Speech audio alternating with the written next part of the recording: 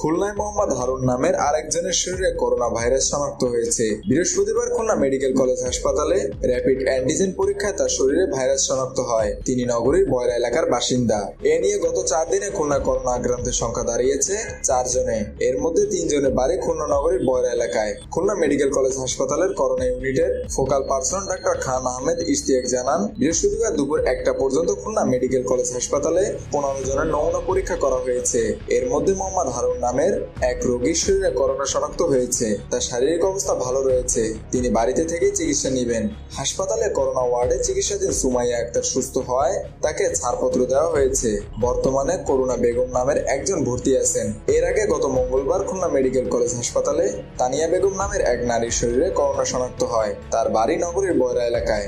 একই দিনে খুলনা জেনারেল হাসপাতালে নগরীর নিরালা এলাকার বাসিন্দা সুমাইয়া আক্তারের শরীরে করোনা শনাক্ত হয়েছিল। বুধবার করোনা নামে 60 বছর বয়সী এক নারীর শরীরে ভাইরাস শনাক্ত হয়। তিনিও বয়রা এলাকার বাসিন্দা। মেহেদী হাসান বাপ্পি, খুলনা গেজেট।